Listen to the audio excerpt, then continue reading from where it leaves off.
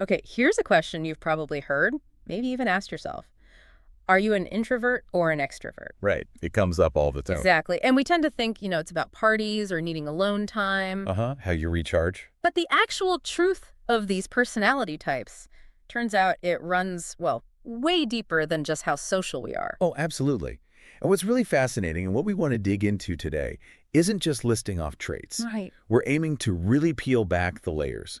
We're talking psychology, history, culture, even the biology behind it all. Biology too. Wow. Yeah. What defines these ways of being, but also, interestingly, what connects them. So our mission really is to give you a kind of shortcut. A shortcut to understanding. Exactly. Understanding yourself, understanding other people better, whether you're more of a, let's say, a deep thinker or maybe a social butterfly. Okay, I like that. So let's unpack this then. Where are we heading today? It's quite a journey, actually.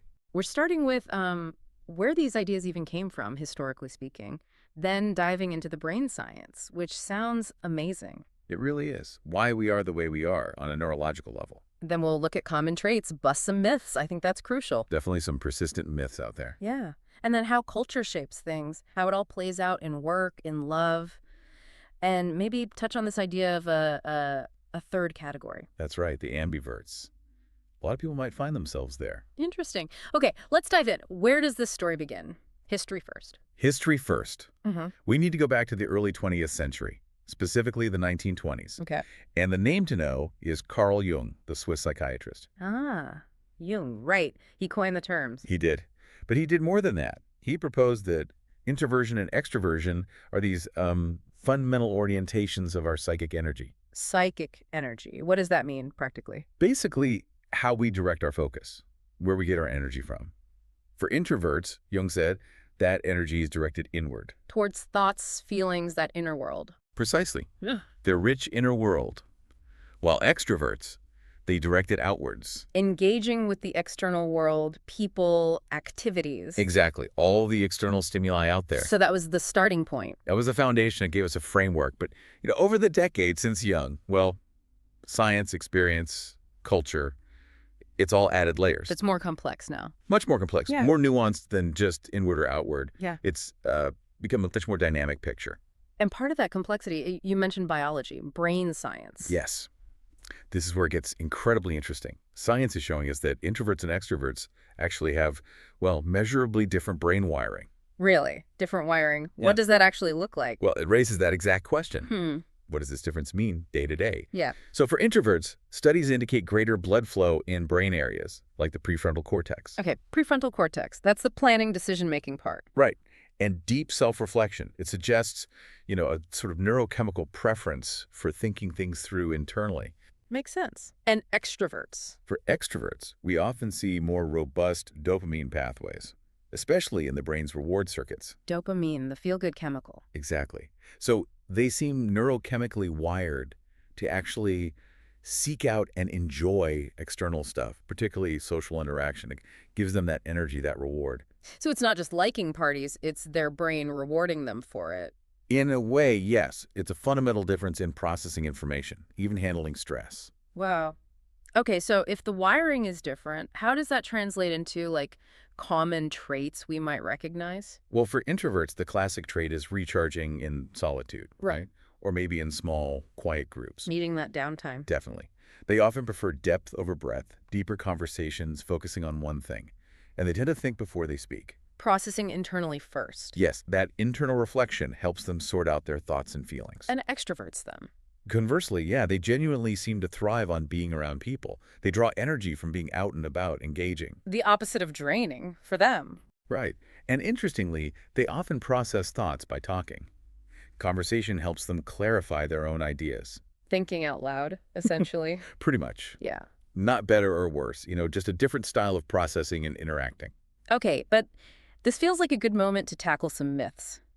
Because these labels get misused a lot. Oh, definitely. What's the biggest one, you think? Probably that introverts are always shy. Yes, that's a huge one. Shyness is about fearing social judgment. Introversion is purely about energy. Where you get it, where you spend it.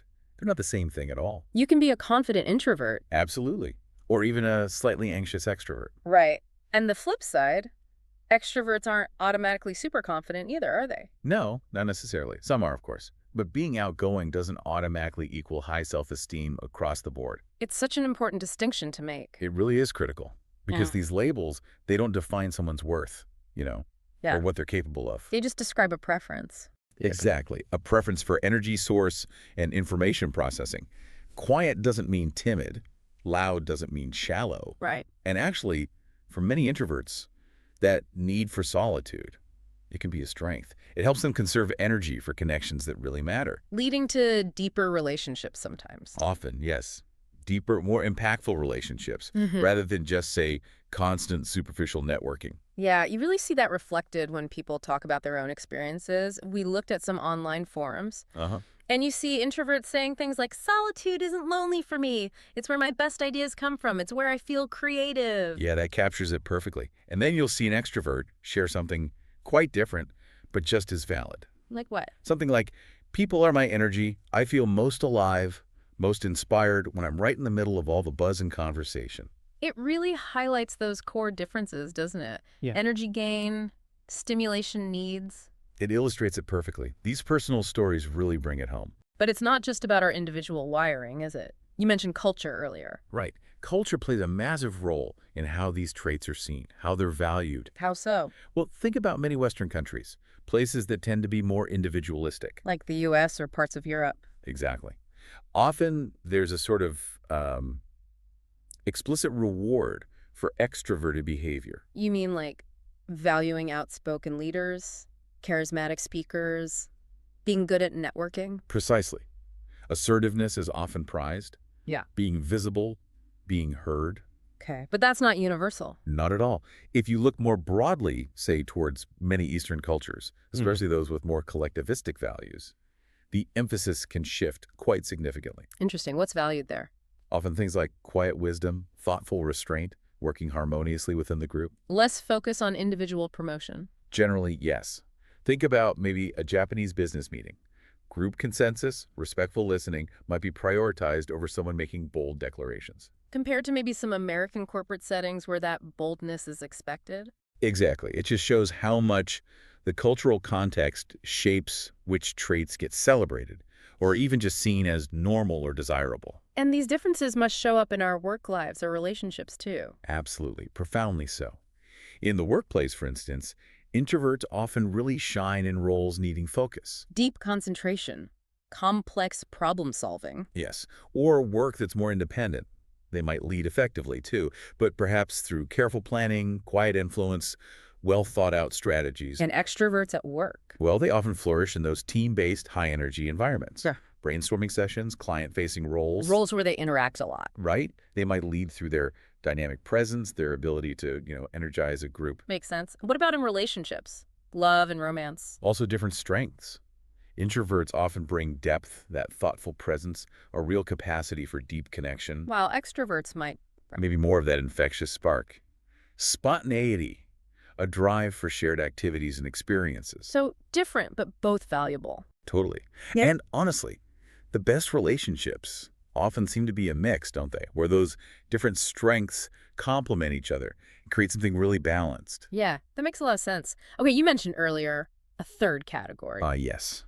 This is where things get really interesting, and it's a key evolution in how we understand personality. Not everyone fits neatly into just introvert or extrovert. Exactly.